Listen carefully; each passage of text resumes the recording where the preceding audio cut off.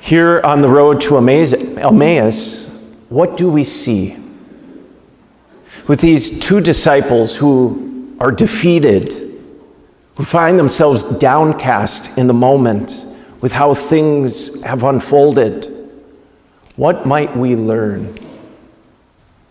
As humans, well, our sight is small, limited, like a single grain of sand.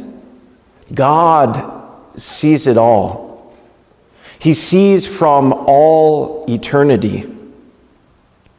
This is the lesson the risen Lord gives here on the way to Emmaus. That God has the master plan. God sees from all eternity. But often we find ourselves like these disciples, overwhelmed with fear, afraid, disappointed with the way things seem to be going around us and in our lives. But we must realize our view, our mortal view, our human view, is so limited, like a grain of sand. But God sees from the height of eternity. And God, who is infinitely good, infinitely knowing, infinitely powerful, and infinitely loving, He challenges us to trust.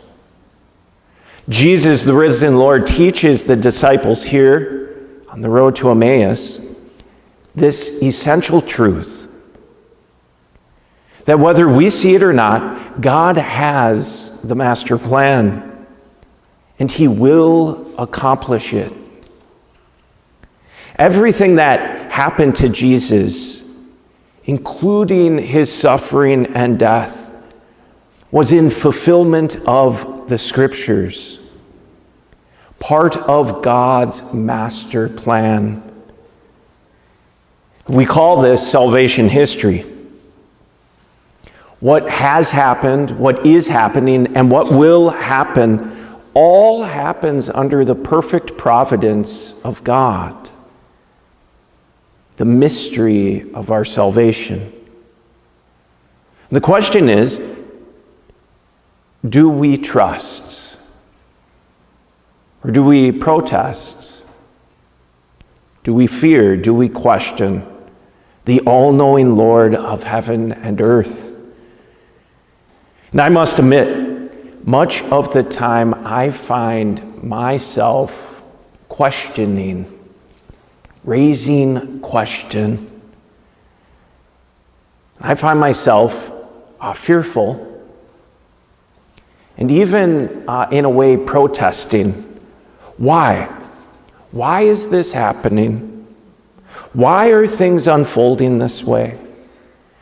And truly, I don't like this. I don't like this. My idea, the way I would have things be, is being crushed. Is this really the way things must unfold? It's from big things to small things, global matters to personal matters. Why is it snowing in April? Why are people I love sick? Why are so many values being challenged today in our world? Why are so many falling away from church, from organized religion, even belief in God?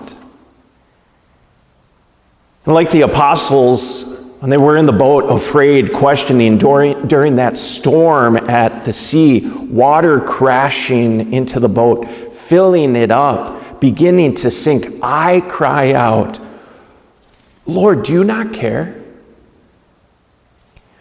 Do you not see we're perishing? And you're asleep. Do something.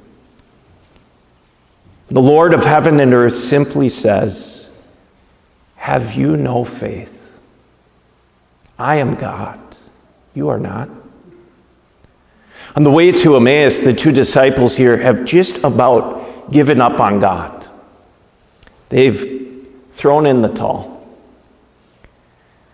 Given up on Jesus, given up on their hopes of the Messiah. And they lament. Our chief priests and rulers both handed Jesus over to death and crucified him. But we were hoping that he would be the one to redeem Israel.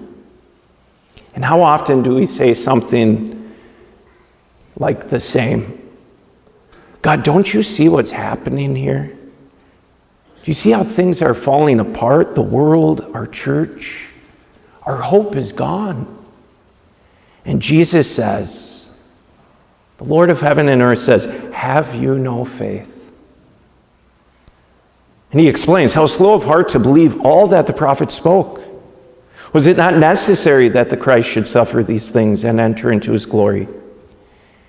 Here's the key. Then beginning with Moses and all the prophets, he interpreted to them what referred to him in all the scriptures.